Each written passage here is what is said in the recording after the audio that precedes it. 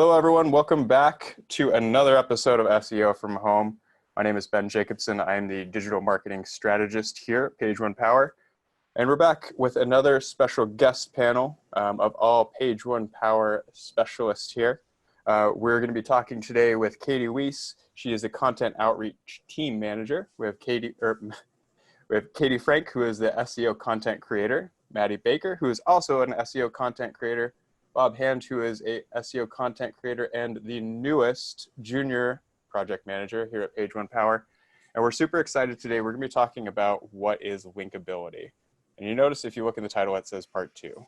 Those of you guys who have been with us a little while, notice that we have hit on this topic a couple times. So we're going to be talking about what that means to our team here in-house a little bit later. Those of you who have seen the series before, our goal with SEO from Home is really just to provide some meaningful content to the industry while we're kind of in this strange time where many of us are finding ourselves working from home, either full-time or at least on some sort of modified schedule. So while we're all kind of experiencing this different work environment, we wanted to help continue to bring you guys some great SEO content. So we're sitting down with SEO industry experts inside of the industry, and we're picking their brains, and we're trying to provide you guys with some actionable knowledge to where you can help boost your own site's SEO for yourself or for your company or for your agency. If you guys want to check out any of those previous episodes, we record all of these and put them up on our website. So if you head over to pageonepower.com, go to the blog, and you'll see it up there for you guys to watch for free. So that being said, before we get started, we every year at Page One Power, we have kind of a tradition of doing like an end of summer savings. And before we get started, I just want to let you guys know we are doing that again right now, and we are offering 10% off any 6-month campaign for the first 6 months of service. So if you guys are interested in doing anything like that, I'm going to pop up a poll here real quick for you, just so that you guys, if you are interested, you can let us know. But that being said, we're going to go ahead and jump right into it. As you guys notice, there is a Q&A section at the bottom, as well as the chat box. If you guys have any questions or anything to contribute, definitely pop those down here. We have our guest panel today, and they're going to be answering any questions that you guys have coming in, as well as some of the questions that we kind of have put together surrounding this idea of what is linkability.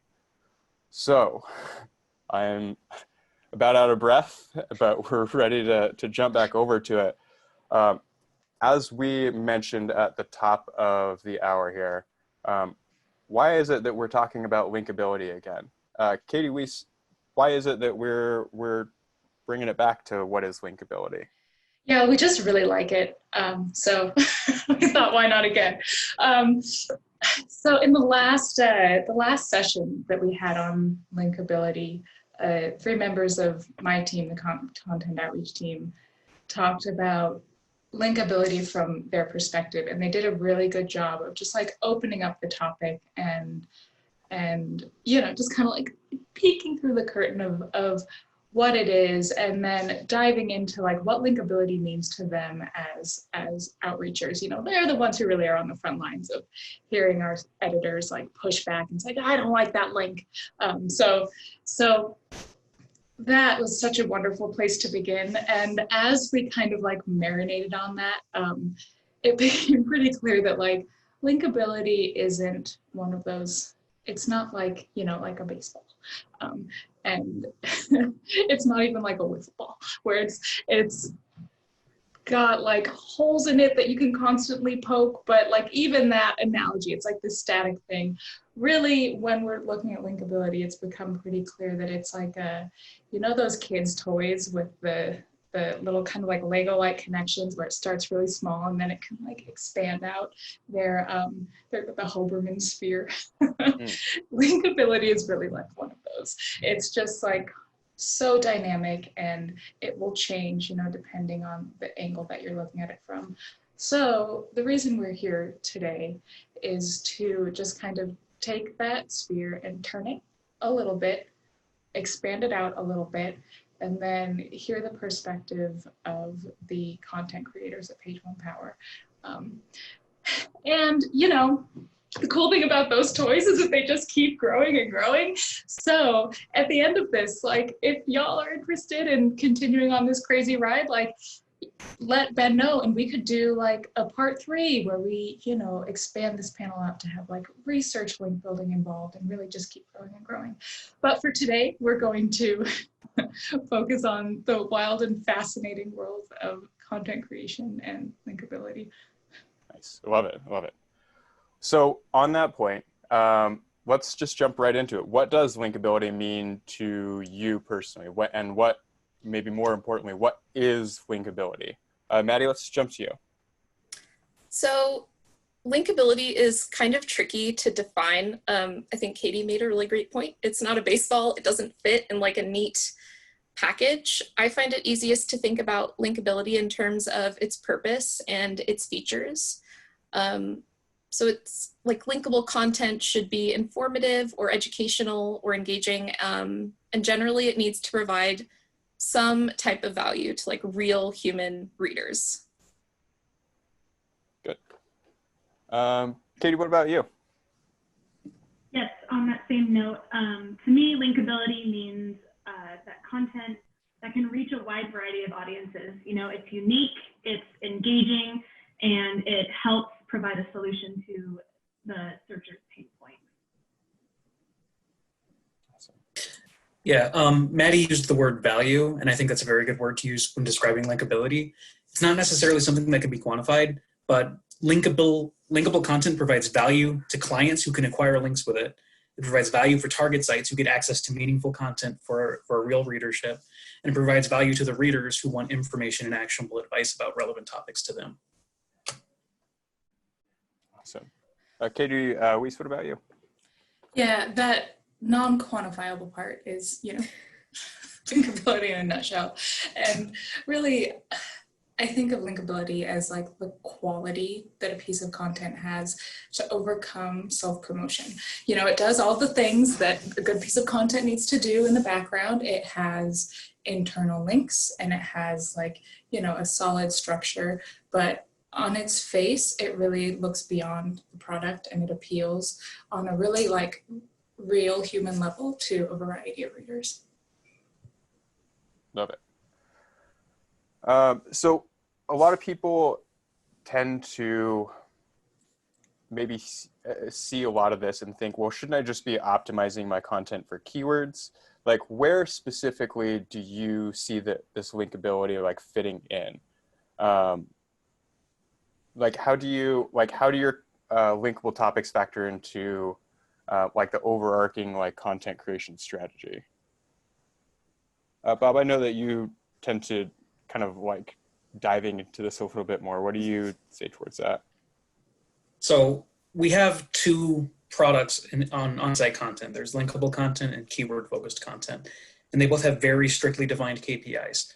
Linkable content is to acquire links. Keyword-focused content is to build your website's relationship with important keywords so that Google knows what you're about, so that crawlers can understand what your site is about. Both are important, though there's a lot of pushback on the perceived value of linkable content because that, you know, in SEO, we hear a lot of advice about how we need to optimize our content for keywords. And, you know, if it's not optimized for keywords, then what am I doing? Is this even SEO?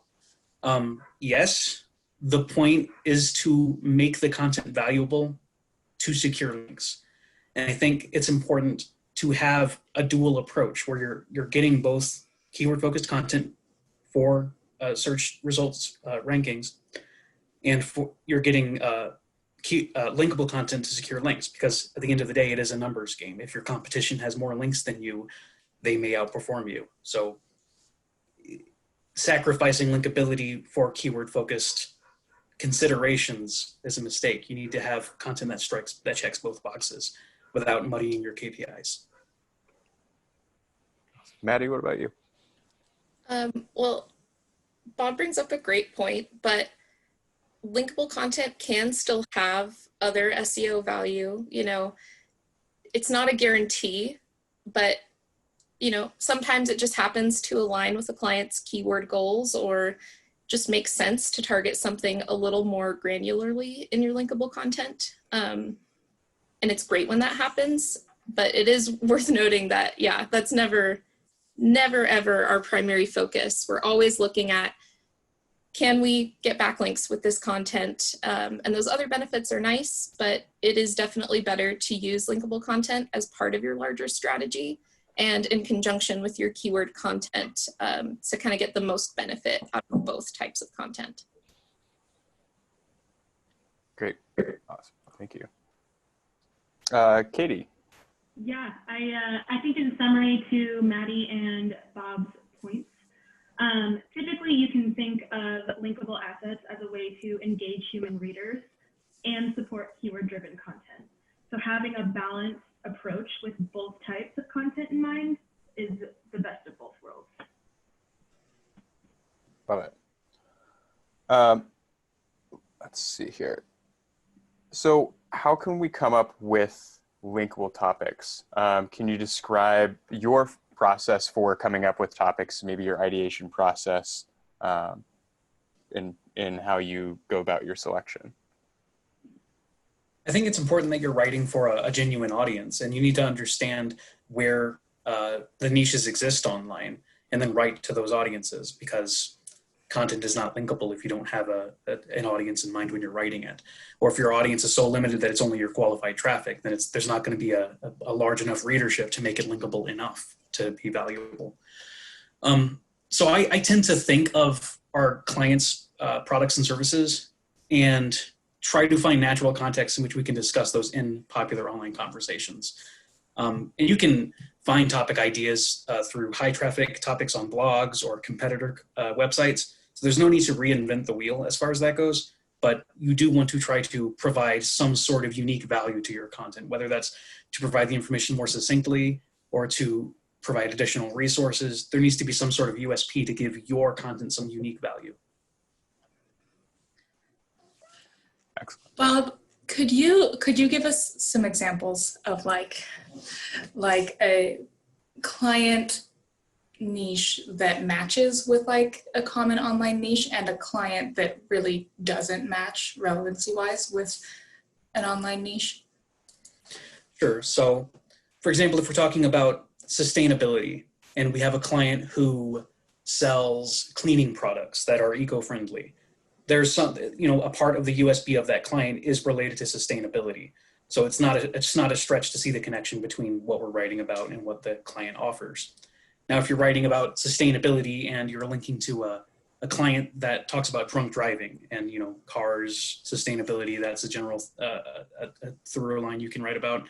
But to make that connection to drunk driving, it's a bit more tangential, like the semantic connection between sustainability and legal services is just a step a bit more tangential than we would like to see. In general, if possible, we'd like to see a subheader, whether that be an H2 or an H3, that can be directly related to the client's products or services. Not to say that the H2 is going to be a branded header, but that we can at least mention the client services in that subheader in a natural way. I love that. I love having like a concrete like H2s, and then also like when your eyebrow just raises a little bit and you go, eh. Yeah, it's also a good sign. If you can't at least make that connection, I start to question if it's a good fit for a specific client, if you can't at least make that connection. So, Katie, let's see. Katie Frank, let's have you pop in. What do you have to say on that? Sure. My process for topic ideation usually answers or tries to answer 3 questions. What are the pain points of the target audience? How can I use the client's products as a solution? And how many audiences can I reach with this topic? So with those 3 questions, I'm trying to answer, is this relevant? Can I contextualize the client services or products? And can I answer a searcher intent? So. Love it. Maddie? Somewhat similarly, I always try to base my linkable topic ideas off of the information provided by the client that I'm working on, whether that's a target page that they want us to link to internally, or keywords they're trying to target, or other types of converting content, on their blog or their website. I have tried just coming up with random topics and then figuring out a way to like squeeze the target page or the keyword in. And it's really like trying to stick a square peg in a round hole. It just does not work. So by focusing on relevance immediately and from the get-go, I know that like no matter what links are built or what target sites our link builders pursue for a client, there will be a relevant and meaningful connection between our client and the link and the services and the target site. Love it. William actually popped in and asked a great question for you, and I'll pop around to each of you to kind of address this. But William asked, hi, thanks for doing this. What about linkability in form of, quote, boring niches such as painting or cleaning? I feel like I need to do all the legwork to build links to my blog pages, even if they're reasonably well written. For example, I outreach asking if I can guest post and include a link to my own blog or website. Maybe I could write better blogs, but I'm not sure if they'd build links under their own accord. So Bob, since you kind of started us off there, what would you suggest, William, or do you have any feedback there? I'd say if the content you're providing is directly about painting or cleaning, that's probably more keyword focused content. If you want to write something that's more linkable, I would look to competitors or even blogs in an industry like parenting or contractor works, where there's an audience, and see what they're talking about and think of it the other way around. How can your services be related to this topic that's in a popular discussion? So I think a common thing you might be able to talk about with painting or cleaning would be sustainability, like the example I used. So if you had product pages related to chemical-free products or sustainable focused products, those can be linked to within linkable content, but they themselves are not the content. Writing about those things is probably not going to provide enough value to be genuinely linkable. Instead, you want to talk about something of more broad interest. So let's say, for instance, there is some new contaminant found in some cleaning products, and you wanted to write about how that contaminant is affecting the health of people who are exposed to it. That would be relevant to your field. You could talk about it, and it would be more valuable to a larger readership than a piece strictly about products. Love it. Awesome. Let's see here. And Charles Taylor actually just popped in, a friend of the show, and he commented, boring niches can be interesting as well. Here's a power washer to sped up videos of his work. So something like that is really interesting. And to your point, Bob, I think having kind of the reverse engineered approach seems to be where I've seen a lot of people have success, is instead of trying to figure out, trying to shoehorn it in, just finding areas and where it's a natural fit. Awesome. Cool. Let's see here. So another question we have here is, what challenges or difficulties do you face in coming up with linkable topics? Maddie, let's go to you. As I kind of mentioned when trying to define linkability, it's hard to define. It's really subjective. And so linkability can mean something different in the face of like each new client or project that I'm working on. What's linkable for, someone isn't going to be linkable for someone else. So you sort of have to approach, or like, I feel like I have to approach each project that I work on with a different concept of linkability. And it's just extra tricky because it's not really a data-driven process. We can't point to, keyword search volumes to explain why a given topic was chosen. So it's just sort of this continually evolving thing that looks different every single day. Love it. Let's go to Katie Frank.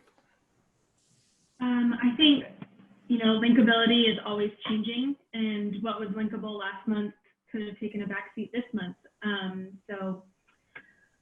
And just because a topic is linkable doesn't mean it will necessarily fit in with our clients' products or services. Like we said before, we have to make sure it's relevant, that it contextualizes the client's target pages. And so we always have to keep that in mind when coming up with linkable topics, and especially with how, since linkable topics need to reach this large audience, we also need to keep in mind that, like, you know, what are some pain points that are trending right now, and has that changed in the past few months or not? So, Bob, what kind of challenges do you face when you're coming up with different linkable topics? I always question if the topic I come up with or the topics I come up with are good enough. And as I've said, linkability is not something that can be quantified, though I've definitely tried. I've looked at competing content and looked at the number of backlinks to determine, you know, hey, is this linkable? Look, this competitor content has plenty of links. It must be linkable. But the truth is that there are a lot of variables that can cause a piece of content to get links. It could be the nature of the site that it's being hosted on. It could be any number of things. They could be engaged in link building efforts themselves and are just having a lot of success with that. I think the key to navigate that concern is to focus, like I said before, on finding existing audiences in online niches. And that's a little harder to convey to clients when you're talking about the value of a linkable piece of content. I mean, you can't point to a number and say, no, this can secure backlinks based on this data. It's difficult to do that. I think just finding topic that is good enough in my eyes is something that I always struggle with. It's definitely something you get used to as you work in the field a little more, but it takes time to learn about what niches are out there and what opportunities exist. And when you get a more familiar grasp of that, it becomes a little easier. And I imagine that you probably have quite a bit of like human psychology know-how that starts to build up over time. I feel like as you start understanding each individual niche, you kind of understand what works in different areas and what is maybe going to fall a little more flat. So love it. What are some of the common tensions that you guys are noticing that are popping up with regards to the expectations or goals of a company's website versus the goals of like linkability for them? Katie, Frank, what kind of like issues are you seeing when you're trying to suss out the differences between those two things? Yeah, sometimes I have noticed that it's difficult for a client to look beyond their niche or their products or their services to see how a linkable topic could fit into their overarching goals. Sometimes it can seem like it's coming out of left field, and you know, that's where our strategy comes in and all that stuff. So it's definitely a nice balance between like client expectations and also what, you know, as experts in the field, what we think is linkable, and trying to convey that to the client. Perfect. But Maddie, what about you? I've found that it can be challenging just communicating internally, like with link builders, other content creators, even like our research link builders. Sometimes there's, you know, pretty big orders where clients get a lot of content or order a lot of links up front. And so sometimes just making sure like everyone's on the same page, we all know what we're doing, and we all sort of have that same goal in mind for the client. It can be a little tricky, just depending on how many different people you have to like track down and panic Slack about what you're working on. But ultimately, you know, I mean, it's pretty important to do that and to make that a priority, so the right hand knows what the left is doing. Absolutely. Bob, what about you? Or do you notice any sort of discrepancy when you're trying to help them understand the differences between like the website goals and linkability goals? I think a lot of people who come to SEO view it as an extractive process, in that if I pay this amount of money and get this product, I'll get these results. And linkable content is so far removed from that. No results in SEO are guaranteed. But what we can do are follow best practices and improve visibility and gain authority for the site. We can't promise rank 1 results in X days. It's not an extractive process like that. So I feel like when I'm conveying value, it's about showing how big that niche is, about showing how many opportunities we can open up with a specific piece of content. And that requires a little explication, especially if the target site themselves aren't sure about their exact target audience for what they want to write to. It's easy to say that your target audience is your converting traffic, or the audience that's most likely to convert, but that's not necessarily the most linkable content, you know? Absolutely. So for this next spot, I wanted to have each of you provide an example of a time that you came up with a linkable topic that starts in one place, but based on the further research and feedback, ends up somewhere completely different. Bob, let's jump back to you. Let's have you go ahead and start that. I think it's important to add some sort of unique value to any piece of content that you write. And that's why if you ever get an outline from Page One Power, we'll have a section listing competitor examples and indicating what their strengths are, what their weaknesses are, what kind of value can we add to this discussion. An example of a case where my content changed drastically based on analyzing competitor work. I was actually working on a law firm, and I was writing from the perspective of people who were affected by a specific type of crime. And that is very common. That type of content is very common online. I instead wrote it from the perspective of someone who's being accused of the crime. And I'm being vague on purpose. I think taking that tact allowed me to write content that was more relevant to the client's target audience, and also gave the content I wrote a unique spin. It made it a little more worthwhile because there was less content on that specific take. Absolutely. That makes a lot of sense. And that's a really interesting approach to that. I like that. Katie, Frank, what about you? Well, as someone who had no prior knowledge about what linkability was, I felt like my first few months here, I was living in this space of what I thought was linkable, and further feedback showed it was not. So I have a lot of examples is what I'm trying to say. But, you know, I would work on a piece, and I would come up with a topic that I thought would fit into this neat little box, and I would have to work on expanding my view and making that box bigger to reach more audiences. So this would always shift my topics into something completely different, where my original idea is actually just a subsection of the final article. Yeah, I love it. And it's super helpful when you're able to kind of pull back a little bit and realize that there's like way more there, like as you did. That's awesome. Maddie, what about you? Like Katie, I've gotten like feedback from our link builders or done more research and kind of had to totally overhaul a topic that I thought was amazing and perfect. And then realized, you know, it's actually not. But I think like my favorite way to sort of transform a topic is when I learn about like a new audience that topic might be relevant to. So like, for example, I've probably pitched, you know, cybersecurity topics multiple times, like general cybersecurity tips. It's relevant to everyone. To me, that seems like it would be super linkable. There's a lot of people who need to know about how to stay safe online. But then that's almost too broad and isn't actually meaningful or helpful to the people reading it.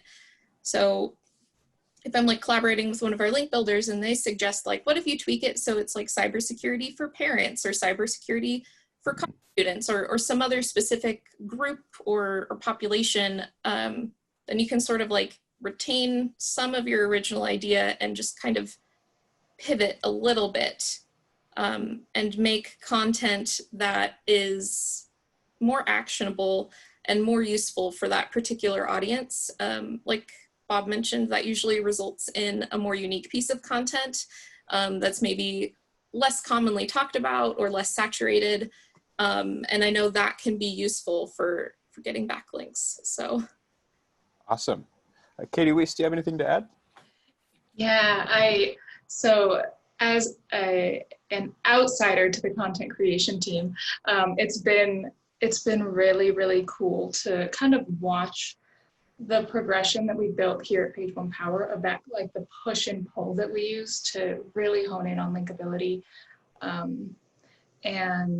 And you know, it's like not everyone is so lucky, right? If you're an independent marketer or if you're the only SEO for a business, you really have to hold both of those voices, you know, on within yourself. Like you've got your, oh, I won't call any of them the devil, but we've got two angels.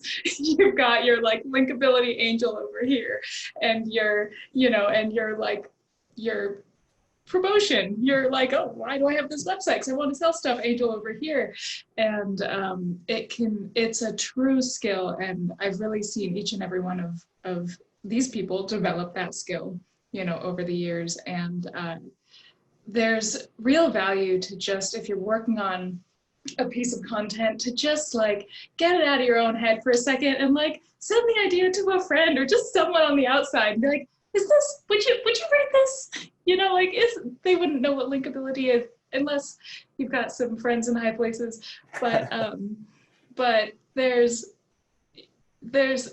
a true tension that we're balancing every single day to get that sweet spot. Absolutely. Well, we're getting close to wrapping up. I did want to let you guys know that we're going to be asking our last question here.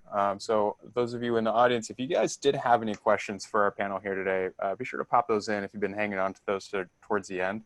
Be sure to ask this panel. They're super knowledgeable, and we'll do our best to answer your questions. But that being said, let's jump into our last little bit here. This one's kind of a little bit more of a fun one. If you had to come up with a single analogy to explain linkability, what would it be? Katie, let's stick with you. Okay, so this is, yeah, my favorite question. We really like analogies here.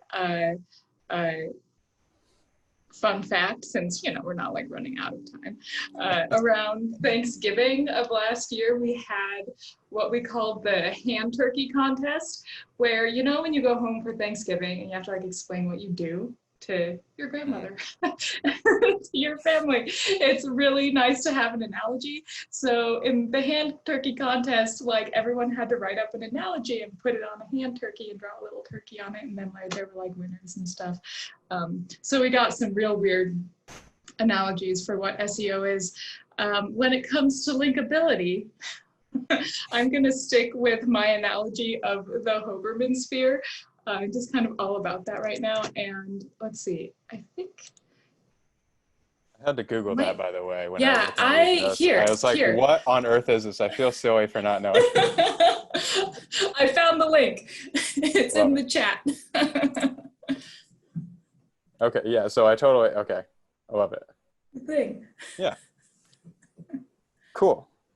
Well, let's go. Bob, what about you? Let's jump over to you next. If you were to use a single analogy to explain linkability to someone, what would it be? I think a common way of describing how links work is that they are votes of trust. I would take that analogy a little farther and say that creating linkable content is like running a political campaign. It's like an election. It's hard to get elected to office if you're running a single issue campaign. If your single issue is based on selling your product or service, you're not going to appeal it to very many people. You need to be as relevant as possible to as many people as possible to secure votes or links for your website. I like it. That's an excellent analogy. Maddie, let's jump over to you. How would you describe it if you were to put it into an analogy? It's like throwing pasta at the wall and seeing what sticks. It's hard to know exactly like what's linkable and what's going to be successful for a given client. So sometimes I feel like I've totally hit the nail on the head and I've come up with a great linkable topic, and I find out that's not exactly the case. And I need to maybe put my topics back in my boiling water to go for another minute. So I guess sometimes you just don't know what's going to work until you actually start doing it and eating your pasta, so to speak. I love it. Awesome. Katie, Frank, let's finish up with you. Let's see an analogy. So, you know, how in high school there was like always that one kid that floated from click to click and seemed to belong everywhere. That's what I would say linkable content is. I love it. So being able to merge adaptively amongst multiple people. I like it. Cool. We did have one question pop in here from our old friend Charles Taylor. Charles says, I've always believed that pages with strong social signals like likes and tweets are more likely to get links because the pages possess social proof. I have no data of this though. Do you find this to be true?